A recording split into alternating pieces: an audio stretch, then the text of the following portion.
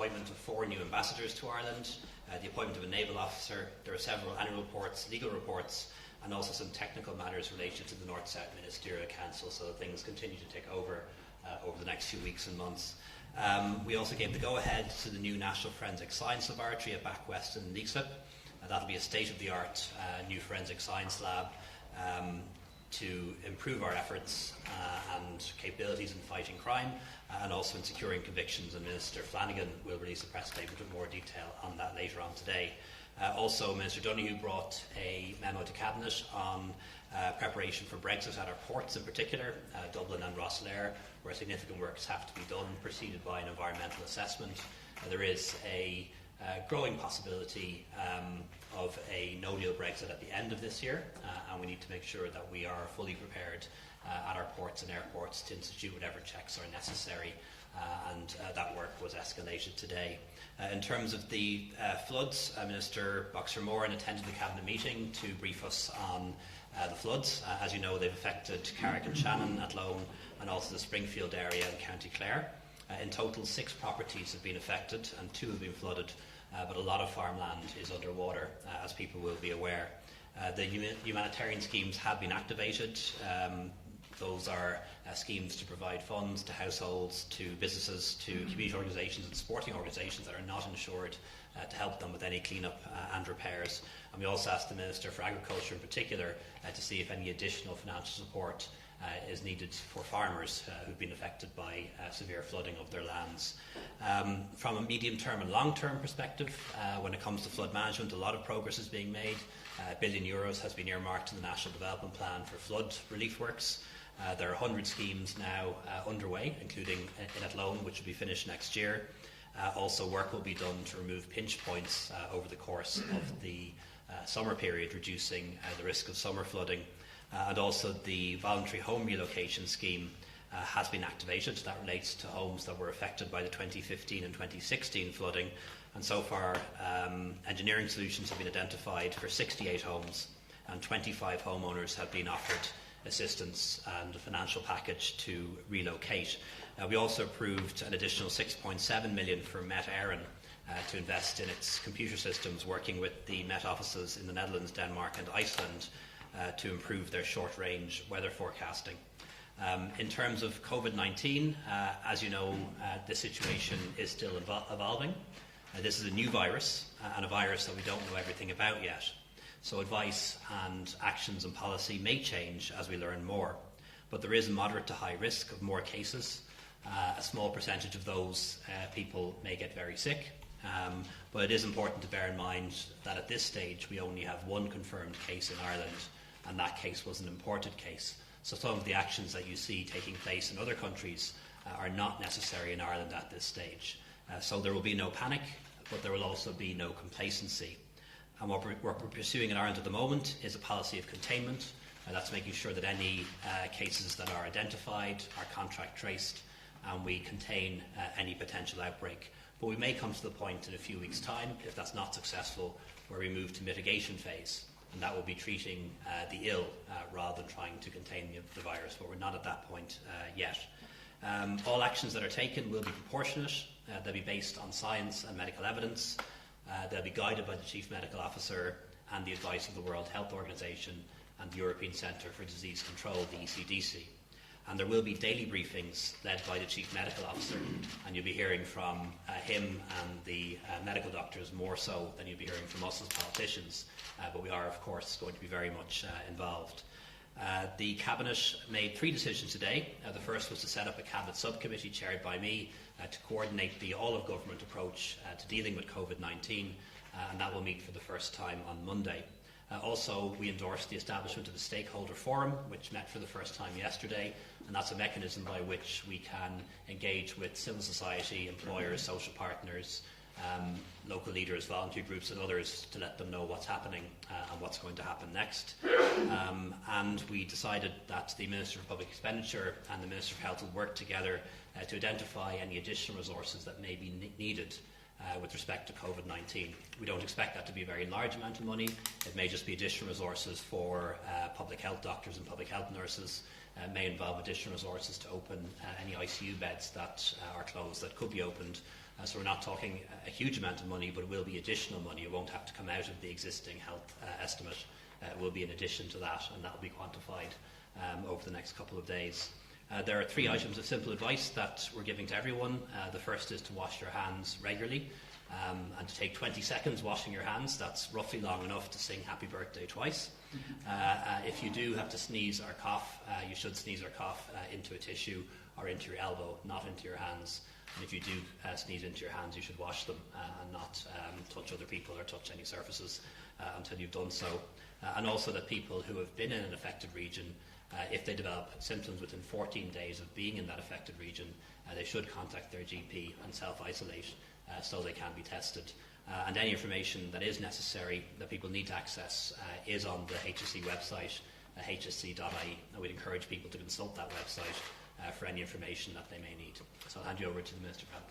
Well, thanks very much, Taoiseach. It was really useful to have an opportunity today to again update Cabinet on the preparedness of Ireland for COVID-19 and also the measures that have been put in place to date, and also to provide Cabinet with, I suppose, the best information we have globally in terms of the evolution of this virus. As the Taoiseach rightly says, this is something that the best brains in the world are learning more about on a daily basis, and this is a virus that we only really became aware of as a global community about 10 to 12 weeks ago. So the information is continuing to evolve, we're continuing to learn more about it, and I think the idea of having a Cabinet Committee chaired by the Taoiseach is a really important step to enable us to coordinate all the really good work that has been done and will continue to be done and will need to be done in the coming weeks, which will go across a range of government departments and state agencies. I know the establishment of a stakeholders forum yesterday, and its first meeting yesterday was very warmly welcomed by many stakeholders, by trade unions, employers groups, voluntary organisations, lots of different leaders right across civic society, because we're going to need their help in relation to this as well, particularly when it comes to disseminating information and some of the broader decisions we may need to take that go beyond just decisions in the health space. Today, as you know, the National Public Health Emergency Team will meet. It will meet this afternoon at 3 o'clock.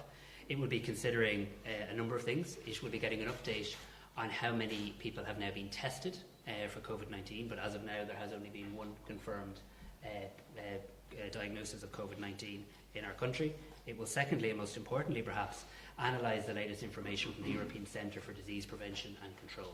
As many of you will know, yesterday the ECDC provided new advice which has increased the likelihood of outbreaks of clusters of this virus in European countries. It was low to moderate, they've now ranked it as moderate to high. So the committee will consider that information this afternoon and will update Ireland's advices and guidance and public information this evening at their regular evening press conference. It also hopes to finalise the information that it will publish in relation to mass gatherings at large events. So what criteria should you be considering as an organiser of an event in our country in the coming days, weeks and months? And the Department of Health and Public Health doctors will also be available to engage with organisations in that regard. We want to be collaborative. Really pleased that the government today reiterated our absolute position is that all of the decisions we take in relation to this will be guided by public health and by science, not by politics. So we will make the decisions as politicians, as a government. We will work with the Oireachtas. We will keep people updated on a cross-party basis. But all of the decisions we take, all of the actions we put in place will be grounded in public health. That is the best way that we can go about keeping our people safe and keeping our people well. I'd finally just say that, as the Taoiseach rightly said, there is no room for complacency in relation to this. This is a fast-evolving situation, but nor should our people panic. And I shared with Cabinet today some figures from the World Health Organization, where they'd looked at over 72,000 cases of this virus in China, where 81% of those cases were deemed to be mild. So I do say to the public watching in to this, the public listening to media reporting on these issues, the overwhelming majority of cases of COVID-19 so far have been mild. So this idea that everybody needs to be hospitalised or everybody needs ICU beds has not been the international experience. And I'll travel to Brussels on Friday, where I'll have an opportunity to meet with the Health Commissioner, with the World Health Organization and with European health ministers, and we'll have a conversation about what other actions we can take at a European level to help try and contain the spread of this virus. Mr. McHugh. Okay, I would just like to reiterate what the Minister for Health was saying in relation to the leadership from a public health point of view. Within the Department of Education, we're being guided at all times by those instructions, and there has been constant engagement between the Department of Education and the Department of Health. The Chief Medical Officer has issued every school with a letter outlining what schools should do in terms of preventative measures, and equally the importance of ensuring that leadership, as Atisha pointed out, in relation to our own personal hygiene. I was met by a group of students from Cairndona who came to Parliament Buildings yesterday, and the first engagement I had with one of the students was she presented me with a bottle of hand liquid or washing liquid, and that type of leadership is already happening within schools. We've, as you'll all be aware, there's one school closed now for a period of 14 days, and the reason for that, obviously, there is an issue with a meal, and we continue to monitor everything in terms of ensuring, in terms of the department's responsibility around whether it's Leaving Cert students or Junior Cert students, to ensure that whatever preparatory needs are required there at both the local level and also through the State Examination Commission in terms of exams, we will continue to engage in that. But just once again, we as a Department of Education, we're being guided at all times by instruction from public health guidelines, and will continue to do that and be instructed by that, and to agree with the Minister for Health in relation to the advice. It's professional advice, it's expert advice, and certainly there is a role in terms of political communication and for us in our respective positions, but it is at all times instructions from the Chief Medical Officer in this regard. Thanks very much, Taoiseach, Ministers. We've got a short opportunity for questions now. We're going to kick off with Paul Cunningham from RTE, followed by Christina Flynn from the Journal, and then Daniel O'Connell from the Examiner. Can I inquire if there's going to be a requirement for any emergency legislation to help deal with COVID-19? Not at this stage. We have very strong legislation already to deal with matters of public health. So there aren't any plans for additional legislation at this stage. And that's the same legislation that was in place for H1N1, for SARS and for other public health issues such as that. But that will be kept under review. But as things stand, at least when it comes to the public health actions that need to be taken, we have very strong legislation. We don't need any more. Christina Flynn. Can I ask the Minister what exactly happened today with that letter being issued and then called hoax, and then it turned out that it wasn't hoax? Is that not damaging, I suppose, to the need for trust in the public, getting their information from trusted sources? So I suppose we have to acknowledge that this evolving health situation is happening in real time. What we've seen in recent days, and indeed in recent hours, is several pieces of misinformation going around the place. Indeed, many of you have asked me, and indeed on many occasions I've inquired as well, about a letter saying this school is closing, and it turning out not to be true. I saw a letter pretending to be from a supermarket owner saying such and such a buddy has COVID-19 in the supermarket. So it's also not true. We've seen screenshots of a fake RT news website doctored to name a school, because there's been a lot of misinformation out there. The letter in relation to a band practice and members of a band being asked to self-isolate was not a hoax. It is true, and it arises from the contact tracing exercise that was undertaken in relation to the one person that we have in our country who has been diagnosed with COVID-19. The Chief Medical Officer will expand on that at the press conference that will take place, the daily press conference, after the National Public Health Emergency Team today. I think that is going to be the authoritative source and time of the day to get the most up-to-date information directly from the Chief Medical Officer and his medical team. And that is where I think the public can absolutely be assured that they'll be brought up to speed with any development that's taking place during the day. Why is there Irish Times? People acted in good faith, Sean, in responding to what was a very dynamic situation.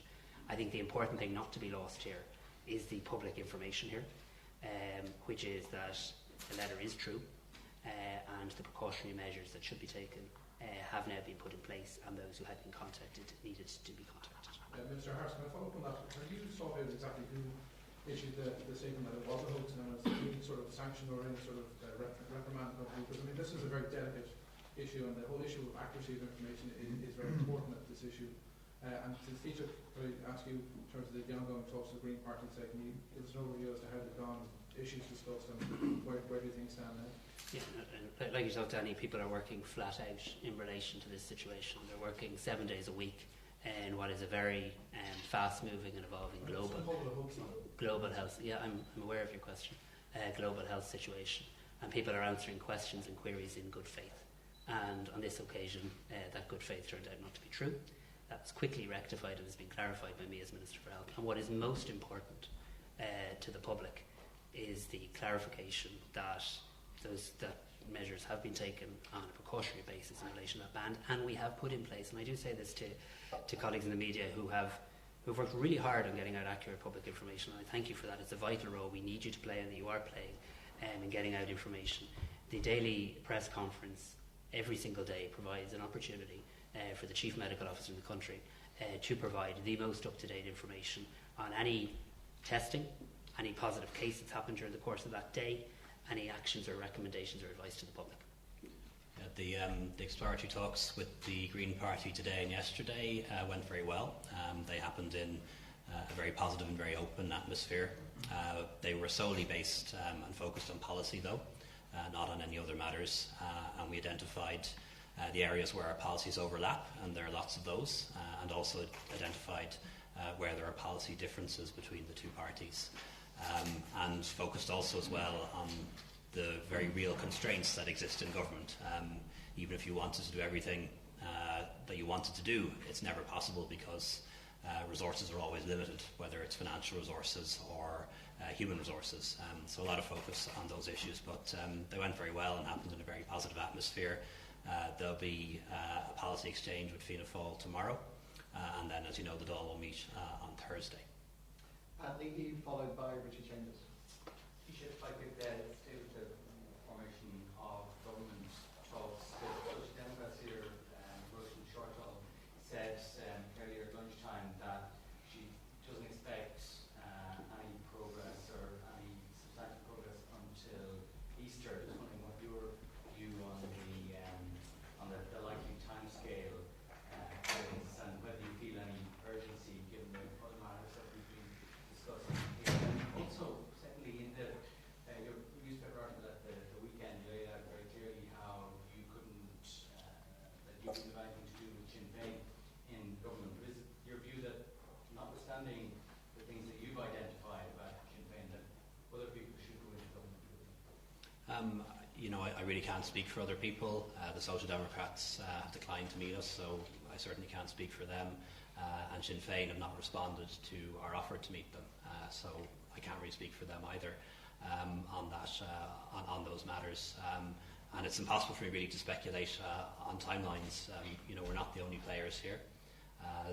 The opposition make up the vast majority of the new Dáil. They have over 120 seats. Only 80 are required to form a government. So a government can be formed by the opposition parties, whether it's Fianna Fáil and Sinn Féin coming together, or a Fianna Fáil-led government or a Sinn Féin-led government without us. And I don't have a mandate from my parliamentary party to get involved in talks on forming a government at this stage. But we have said that we're willing to speak to any party that wants to speak to us. That's happened with the Greens and Fianna Fáil.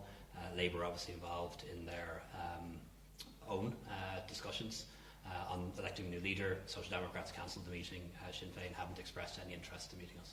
Did you just said did you indicate that you got in touch with Sinn Féin? Did you open talks just there a second ago? Last week, what I said for the past 2 or 3 weeks is that we won't form a government with Sinn Féin, but we're not refusing to speak to anyone. And we've spoken to Sinn Féin on many matters in the past in relation to lots of different issues and do so regularly. So we said that we're willing to speak to any party, but not about the formation of a government. We're not doing that at the moment. And I wrote to Sinn Féin last week to confirm that applied to them as well, but we've had no reply from them.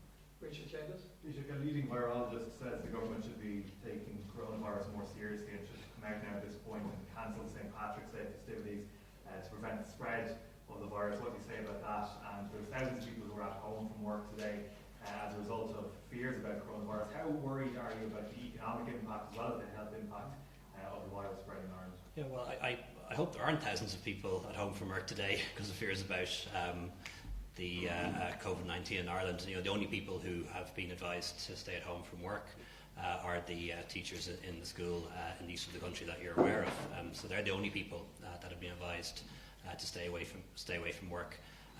The advice that we will take is the advice that's given by the Chief Medical Officer of the state, and that is very much guided by advice from the World Health Organization, the European Centre for Disease Control, and there will of course always be different opinions, but the advice that we're going to take is going to be from the Chief Medical Officer and his team. Actually, in relation to the economic impact, the Minister for Finance presented us with a memo today at Cabinet suggesting the economic impact. Again, that's difficult to predict at this stage, but it is suggested that it could result in a slowdown in growth in Ireland and a slowdown in global growth, but that would most likely be a blip, if you like, a slowdown in growth that would then rebound or bounce back. But it is all speculative at this stage. The major impact on Ireland's economy will probably depend as much on what happens in China as what happens here, because China makes up 10% of world tourism, 10% of world trade, nearly 20% of its GDP. And the indications are that the Chinese economy is slowing down, may even be going into recession, and that would inevitably have an impact on us. On the positive side, our economy is in very good health, as you know, and the Exchequer returns that you will see published tomorrow indicate that we had a very strong and very good start to 2020 economically. So we do have headroom and headspace to deal with any economic slowdown.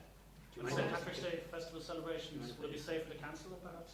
Do you mind if I just add to the piece, Taoiseach, just in relation to any response? I think it's important, Richard, when we're talking about this situation, we talk about it in the context of this being a situation that is going to certainly stay with us at a European and global level for many months ahead.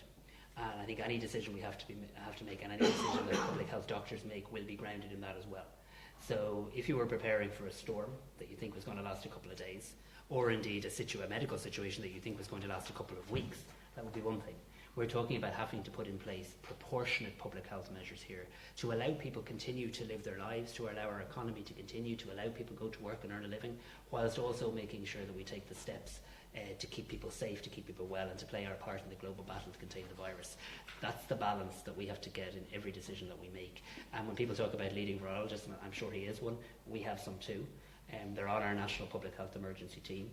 They're in the World Health Organization. They're in the European Centre for Disease Prevention and Control, and we are talking to them on a daily and often on an hourly basis. Yeah, I think to answer your question, as of now, as of today, we only have one case of COVID-19 in the state. It was imported and has been contained, so we're not advising anyone to cancel any gatherings at this stage. But bear in mind the St. Patrick's Day festival and events are 2 weeks away, and a lot can happen between now and then. But as of now, we're not advising anyone to cancel major events or major gatherings such as that. But that could change, and there will be new advice published later today or tomorrow on major gatherings, and there will be a further meeting of the Cabinet Subcommittee on Monday. The Italy game was cancelled. Was that a mistake? And Simon Harris, do you regret the fact that you didn't consult the IRFU now, given the fact that we've had a meeting at the Six Nations Organising Committee and they've allowed all games to go ahead? No, we can all love rugby, and rugby is important and sport's important, but public health is more important. And I took the right decision, and I took the decision on the basis of the advice offered to me. And if I was confronted with the same decision, we'd take the same decision again. Either the Chief Medical Officer and public health experts are in charge, or they're not. They are in charge. They're in charge in terms of providing us with advice. The situation in relation to the Ireland-Italy, the Six Nations game, was very specific and quite unique, because it related to a scenario whereby we would have been actively encouraging and promoting people from an affected region to travel to our country to then congregate in a confined setting that is a stadium. And the clear, unambiguous and unanimous advice was that game should not proceed. And I must say, in fairness to the IRFU, they were extremely helpful in complying with that request. We had an excellent meeting. We also had an excellent conversation with their CEO that evening as well. So very good relationship that the government and state has with the IRFU. They've acted very responsibly, but so have we in following to the letter of the public health advice given in relation to that game. No, absolutely the right decision, and the decision was made based on medical advice. And as the Minister of Health said, it was made given the particular circumstances of that match, which was 2,000 to 3,000 fans from an affected region coming into Ireland and congregating in the same place. So it was a particular circumstance. Aaron McHugh, wiltas is off the Gwilglora of an realtas Condina a hosint on coronavirus agus a Durfardina Dumfries na Kaintna either Fianna Gaelgus na Glasgow. Well, Dúspara Tomasasta leis an Canaracht Frijan Runslanche Dúspara agus Frijan Skullfosta agus Bimi Jagwell leis an Privache agus Boilum Babuias a goal Heki agus an board Banishio Fonian Canaracht Shin an Talu agus Frijan Cheer Fosta agus na Dramna like a Fragras and a Jihis Bishidig a Kanyal Nerodi Savilche agus Nerodi a Chavid na Dinya Oiga agus Dinya Tagobers na Scolan of Fosta ach and Rodus Molase and Corlia agus and Tolis Atadi agus Shannon Fargur Hjol and HSE agus and Runslanche Litcher Keg Achenskol Leshen Tolis agus Leshen Corlia agus Shin into Tagota Leshen Cora there in Party Glass agus Virginia and you agus Inye Vian Cadrev agus Mkuluder into Jerfa agus Vima Jigong Marajern Tisha and the really policy agus early machine agus Vimage Aaron Jahan Kierna Oam Goham agus Vimage Vina really different election policy foster Oam Goham foster. Okay, thanks so much everybody. That's all we have time for. Thanks everyone. Thank you. What's the end of the Cambridge T-shirt? You're looking forward to meeting the Cambridge later on? That's later on. Give it back.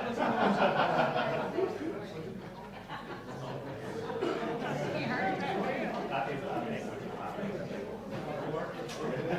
is